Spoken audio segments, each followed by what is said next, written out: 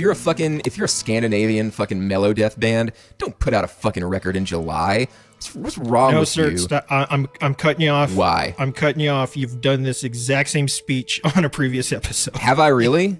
Yes, the exact same speech.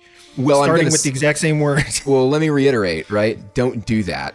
Well, hey, this time, yeah, you showed me you have a pile of shit there.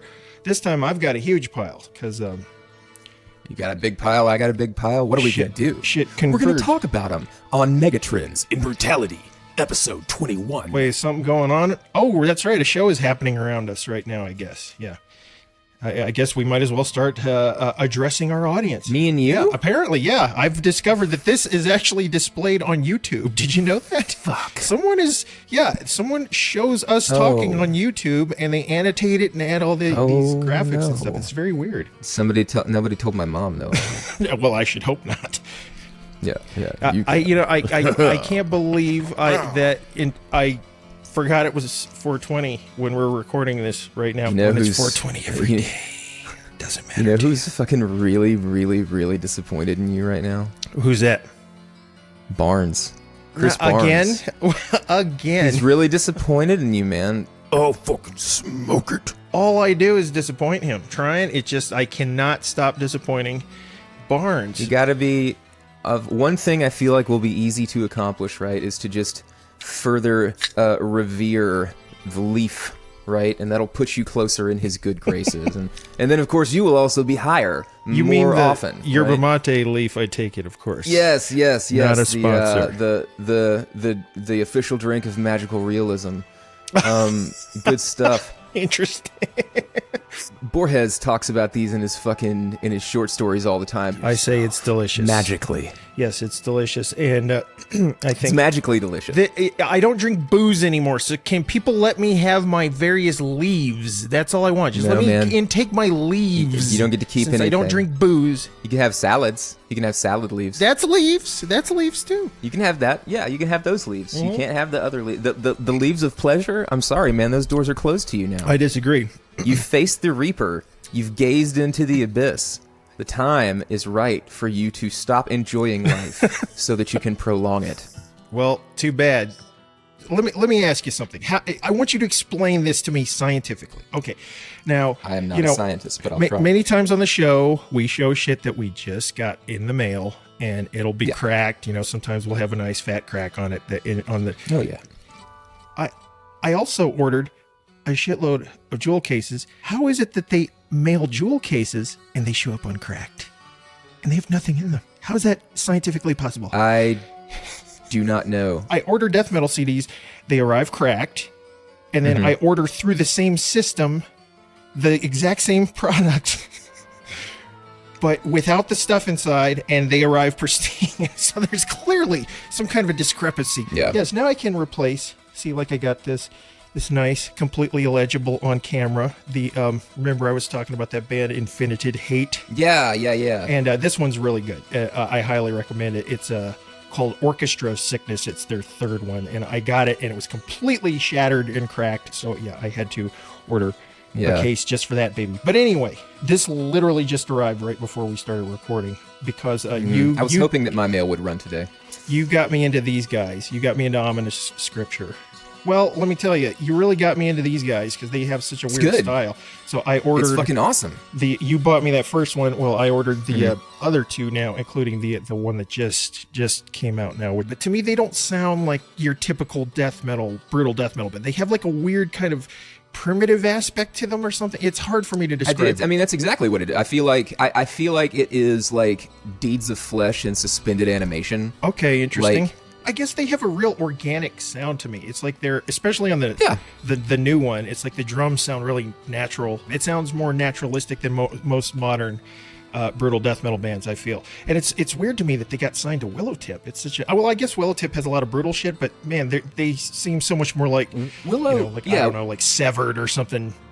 That last Severed Savior record was on Willowtip, and that was, of course, techier and a little bit weirder. And yeah, kind of going into that where the techie death metal gets kind of new agey, a little bit, where they get into outer space, a little new agey. There's so many death metal bands, like especially the techie ones, that they start out like gory, but then they immediately go what I call new agey, like, you know, kind of the death thing, where it's like, oh, we start singing about zombies and gore, and then, oh, all of a sudden I'm singing about my feelings about spiritual transcendence. You know? Visceral Disgorge, I think, was a pretty hard turn from the sort of puerile, like, you know, super classic slam lyrics for their first record, and then the second record is like more exploratory and talking about like more like sci-fi, like body possession, body horror type things and things like that. So it is interesting to sort of see the, what do you want to call it, like the brutality to sci-fi pipeline.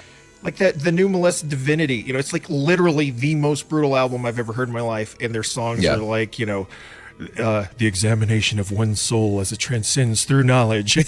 And it's like, but it's like spirituality through a sci-fi lens always, you know, like for sure. The visual representation of like the spiritual shit is like a spacefaring civilization or like some sort of fucking, some design in the cosmos, right? Like a constellation or you like know, or it's some guy meditating, some ancient man who's like ossified. He's meditating in front of an ancient temple on some other planet, you know. Atheist was see, that, and to me that first Atheist record. Oh boy, like, I think the first two just are the right balance. Fantastic, but then like with the third one, the balance gets off, in my opinion. You know, it gets a little too do that one, man. When they get a little too hippified, you know, fucking Samba Breeza.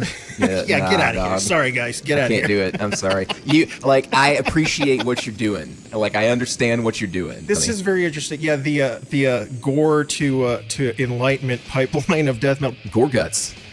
Well, holy shit! They're still transcending. We don't know. They're literally, and they literally went from like the classic Seagrave covers to like literally an old man meditating on the cover of their fucking album. It's always gonna be an old man meditating. It's always gotta be an old man. Yeah, man. The meditation, it's real. The Gore-To-Meditation pipeline is real. And who was the pioneer? Was it Death or was it Gorguts that got the most enlightenment first? Because I remember they were both like almost like, no, I'm more enlightened, motherfucker. No, I'm more enlightened. No, mine's more meditation-y. No, my album is about meditation. But Nocturnus. Yeah. We're doing the both. Like we're in a temple, but we're doing gore in the temple while we're meditating. We're going into space. Why? So we can go back in time and kill Jesus Christ. Yes. Those two things together, right? The space and the spirituality. You got to go into space, right? You need that space age technology to time travel so that you can make a spiritual impact by murdering the baby Jesus. That's hilarious in his that cradle. You consider murdering the baby Jesus spirituality. Hey man, how is it not spirituality? That's 100% a spiritual move on the spiritual chessboard. It's at least belief in spirituality, that's for sure. Yeah, I don't know exactly what it is. That album is so hilarious. Yeah, that's the premise of the album, folks, is that they are in the future and they're like, we have finally mastered time travel, so we will go back. Now what are we going to do with it? Go back, kill Hitler? No way. We're going to kill the baby Jesus. And there's a song where they're literally screaming in unison, destroy the manger! Destroy the manger! It's intense. Who's to say there's not spirituality in outer space? Spirituality. Well, haven't you seen a Dan Seagrave cover? It's nothing but, places to meditate on other planets. That's how I see it. Exactly. Yeah. Some of them are nicer than others. All places that Dr. Manhattan has visited, seeking out some sort of ascetic solitude. Oh man, I gotta get right with the universe. Holy shit, have you described what I seek? That is, I guess I'm seeking a Dr. Manhattan-like peace. You gotta find your mountain, dog. You gotta find your, gotta find your mountain. Here's a weird one that I'm pretty sure you're not familiar with these guys. Believer, which were the Christian thrash metal band. No. They were on the level of Atheists and shit by the end, but nobody remembers. I've never heard of that band in my life. Interesting. The first one is like one of the best thrash metal albums of the era. It's called Extraction from Mortality, and it was only available on Rex Records at the time, which was the the Christian label that put out all the stuff, like Vengeance Rising and all these other infamous. I'm not familiar with Tourniquet. This is all the stuff I've been threatening to talk about on the show because I got a big pile of Christian death metal over here. Anyway, their second album was on Roadrunner Records and fucking really heavy, bordering on death metal, proggy, fascinating, amazing stuff. Like really, like what stuff that when I was heard this? This was in the early 90s. This would have been around 91 or 92. And this is where they were so good, they were transcending being on a Christian label and getting signed to a real metal label. And to the point where the metal label were kind of trying to go, they're Jesus-y, but, they're also heavy. Don't worry about all that. Let's focus on how fucking heavy they are. Yeah. Sanity Obscure. That's the one. Yeah, Sanity Obscure is the second one, which is really, really heavy for the time. And I mean, it's still heavy now. And it has kind of weird, interesting vocals that are kind of screechy and death metal-y. But the first one's got vocals that are very kind of goofy and thrashy. Great stuff. Third album, guess what? They started getting a little cosmic-y. They started getting a little meditation-y, and they started getting a little proggy. And all of a sudden, you're starting to get violins and things and lots of clean singing. It's like, guys, come on, guys. No. And then then just straight up in outer space. Then just straight up in outer space, meditation, cosmic. Closer to God. Yeah, way closer to God. Way further away from the death metal and the evil. I was like, damn it. I think I'm going to buy Savior Obscure or whatever it's called. Sanity Obscure. You would. Sanity Obscure, yeah. But it's very proggy. I'll see if I can write it down. It's very proggy. You should listen to it first, for fuck's sake. Nope. I'm just going to run it down because you said it was good. And then this is going to be, I don't have to think for myself that way. That way, if it sucks, I can blame you. This ain't fucking new, but there's just no way that I'm not going to mention it, given that the anniversary just came. The happy birthday to Once Upon the Cross. Yeah, that's right. Second death metal record that I ever heard. Absolutely changed my life, man. This record scared the fucking shit out of me. This style is the kind that feels the most like home to me. This is the kind that, like, it scared me the first time I heard it. You know what I mean? It was the artwork was really disturbing, but not too long after that, it became incredibly empowering. And, like, it was so groovy and catchy. Like, even though it was really heavy and extreme, it was still, like, catchy. You know what I mean? I feel like the first Deicide record is a thrash record, right? Yes. I feel like the second Deicide record is like them being, like, they figured out what the formula was, but I think that by the time they got to Once Upon the Cross, that kind of extremity thing was more second nature to them, and they were able to have more fun with the music. And so I feel like on Once Upon the Cross, you get, like, sort of a union of the extremity of that second record and, like, the fuck yeah, let's jam of the first record. That one really is kind of their apex. Well, it is. I agree.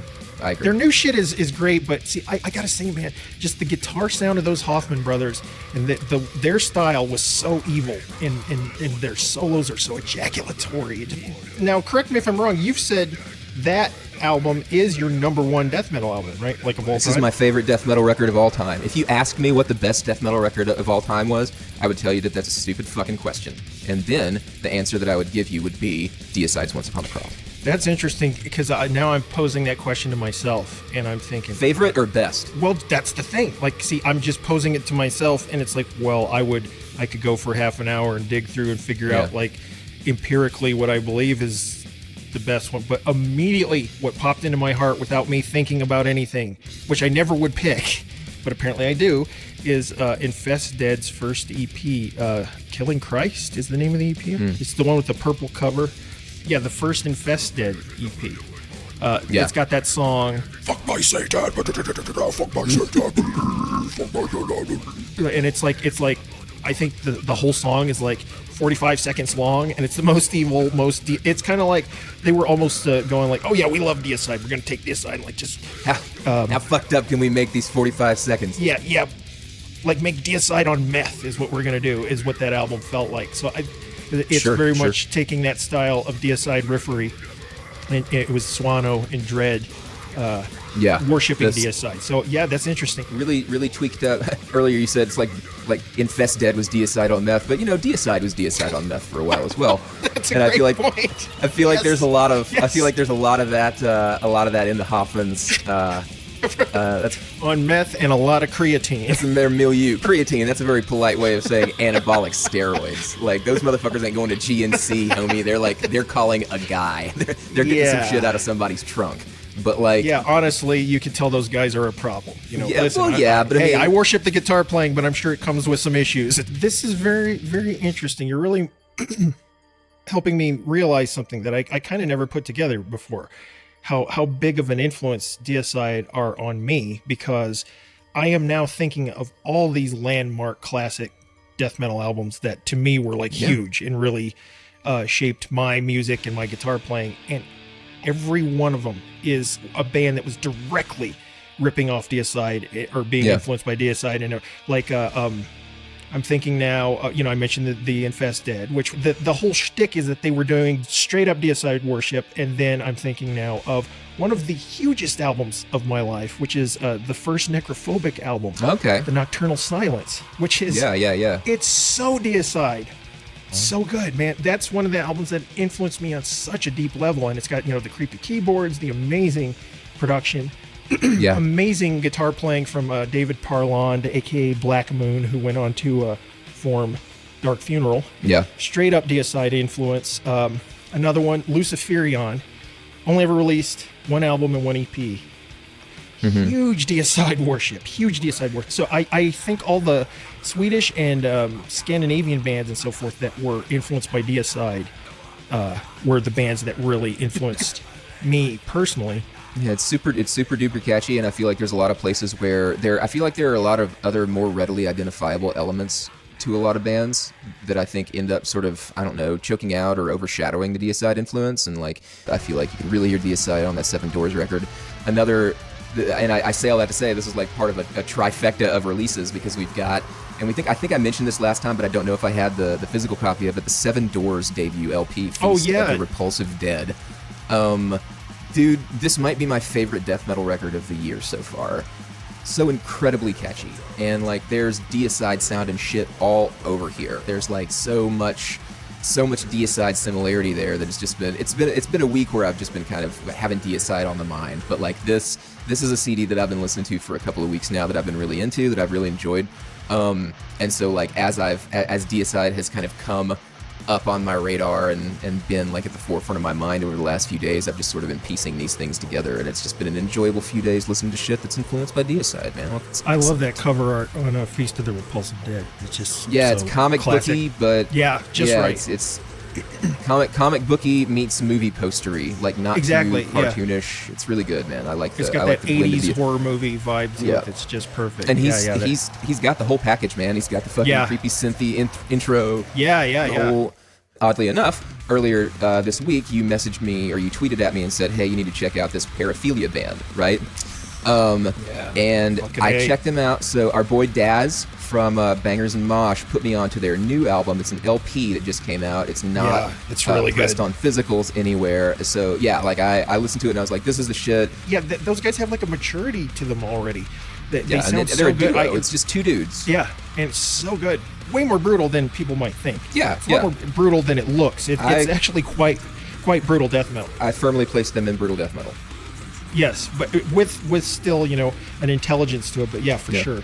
So yeah, that was surprisingly brutal. I've been waiting for all this super brutal shit to drop, and we just got the new Ominous Scriptures I mentioned. Yeah. What was that? We just got that new Molested Divinity. The Divangelic, which we've talked about, and then the new Infecting the Swarm is one of my top of the year so far. Yeah, I've seen you raving about it. I still haven't listened to it yet, but it's literally on. Like I've got it written down before you and I even got on the phone. I've got to get on it. But. Bro, the style of it is so interesting. Yeah. And it's like it evolves over this. The riffs are so it always feels like it's building and building and building and building and building, and it's very, I don't know. It just entranced me. That whole album entranced me. I like that. But That's in a way that I didn't expect. It's so savage that you think, oh, this is just, pure brutality. But I felt it had a lot of depth to it. And I'm kind of right now, it's that Infecting the Swarm and that new Molested Divinity. I'm going back and forth between. Quick rundown. I finally got the Body Box EP. This shit is absolutely hilarious. It's a fucking blast. And it's fire. It's good, man. It's a lot of fun. Like there's a Cold Chamber cover on here, which I'm sure is gonna just really, really cook your goose. But it's fucking, it's good, dude. It's really, really good. It's a lot of fun. Same thing with Morbid Visions, Visions with a Z. This is their first EP. I don't know this either. Do you know where these boys are from? Well, I can take a wild guess. Little Rock, Arkansas. Well, my guess was completely wrong. Yeah. These guys are from Arkansas, man. These guys are from my old, I'm not going to say my stomping ground. I'm going to say from the ground that stomped on me. However, Morbid Visions are from Little Rock. This is tight, dude. Very much in sort of like the newer, like hardcore influenced death metal vibe. The reverb on the vocals is getting is at its threshold for me, but like groove wise, it's there. Like this is definitely fucking ass stomping death metal with a lot of hardcore flavor. But the third CD in that lot from Maggot Stomp was the one that really fucking kicked my ass. It is Radioactive Decomposition by Nuclear Remains. Not like a super clean, like European slammy sound, or not like a super over studio, which I like, but at the same time, this is really good. It's good. I like it a lot. Someone described them as old school brutal death metal. Yeah, I can see that. Oh, yeah, because it's got that like pre-click track brutal death metal. Yeah, where you can tell. Where it's got that rawness and roughness to it. I stand by that. It's good. Yeah. That shit. Yeah, I'm interested in hearing more from those guys. You got a weird one. Go hit me. I ordered a rare 7-inch because this is something that I just could not pass up. Abominat, which is a Scandinavian brutal death metal band who've only released this EP, which has 4 songs on it, and it's absolute suffocation worship. Interesting. It's, okay, like Norwegian suffocation worship. I wonder if they took their name from the Pyrexia song. So yeah, only 4 songs. I believe this is the only thing they ever released. I think they broke up. I would check that out. Oh, it's so good. Yeah, I that circle there is actually embossed. Like the little guts there are all embossed. I like that. It's wonderful. Yes, and it's on No Posers, Please. So you know it's good because they said please. They were polite about their request for no posers. Yes, and that's what we like. We like polite please. Right, so I now have my TV down here, so I've been watching DVDs and shit, and I ended up buying this like 50th anniversary Night of the Living Dead box set. It came with all kinds of cool shit, but one of them was this massive fucking comic book, graphic novel adaptation, Night of the Living Dead. Really awesome art. The whole thing's black and white. Yeah, man, it's really, really cool. That's great. Yeah, that's perfect style for that. It was film, nice, you know? Like murky in certain places. That's just like DVDs and shit, right? That you can play on. No, I've got to something. No, yeah, I've got Fire TV hooked up to it. So I've had on Amazon Prime has great old horror selection. There's been all kinds. I was watching Creature from Black Lake yesterday. Oh, nice. The Burning, I was watching. Well, come on now. I know. And as I was watching, my man. So I'm sitting there watching Cropsy laying in bed, and this kid like setting up the fucking skull. Man, Cropsy was uglier before he got burned, wasn't he? This fucking pig-nosed motherfucker who's just like laying in bed. He was, man. I think that they were like, let's make this motherfucker grotesque. Well, it's funny because that's the only thing that carries through when he's burned is he's still got that pig nose. You're like, that's how you know it's him. Another one that I've been watching lately, dude, I cannot wait to see Evil Dead Rise, and I've had Evil Dead 2013 playing just like on repeat the last couple of days. I cannot fucking wait for this new one. Yeah. But oh fuck. Yeah, and everyone's saying it's so brutal, which I love that now that brutal horror is making such a huge comeback with this Terrifier 2. I don't know if you've seen that yet. I haven't. I didn't care that much for Terrifier, to be honest with you. Well, then you're really not going to like Terrifier 2. Definitely, I would say only watch a Terrifier movie for the brutality. But for the weird charm of art, which is on full display. I love Art. I think he's a very creepy, disturbing character, especially because his name is not Art. They call him Art because he drew the word art in shit feces on a bathroom wall. Yeah, I know. Which I assumed was a statement he was making, not his name, but they just said, well, that's his name now, which I find hilarious. Interesting. I think he was saying, this is art drawn in shit. This is beautiful. That's how filthy and horrible I am. Like he's just this unredeemable monster, and yet he's weirdly charming. That's super sick and nasty, and it has one of the highlight gore scenes. Well, it has 2 or 3 of the highlight gore scenes I've ever seen, which are just like, whoa, bro. Interesting. Whoa. That is not any way to treat a lady. It's not any way to treat a lady. But I love that. That's like the return of the horror I grew up with. And I can't wait for this Evil Dead, which is supposed to be really fucking nasty and brutal. Like even maybe on the level of Terrifier 2, they're saying. Interesting. So I love it. Yeah, horror's back. Death metal's back. I'm in heaven. I just wish the world would stop falling apart so I can enjoy it. I don't know. I'm sure the world wishes it to an extent as well. No, I think the world's falling apart on purpose. If only it's we falling could apart all... on purpose to stop me from enjoying this modern era, which is full of wonders that I love. I swear to you, this is like Costanza said, God is just trying to kill me because I'm getting successful. That's all it is. That must be what it is, man. Let me see here if I can. I always want to try to leave people with a recommendation. as we're closing, or at least leave you with a recommendation. I got one for you. Another thing. Oh, well then never mind, because I'm always giving you recommendations. You give me one this time. This is an obscure little fucking EP. I don't know if the band ever did anything else, but they're called Altar of Giallo. Are you familiar with them? Too late, sir. I already own their entire discography. You son of a bitch. Well, they are a spin-off of Gruesome Stuff Relish. They are members of Gruesome Stuff Relish, and yes, I... Okay, well, never mind then. Point Bruss. Little weird fucking spoken word death metal song in the middle here. A cool little project. That's fun.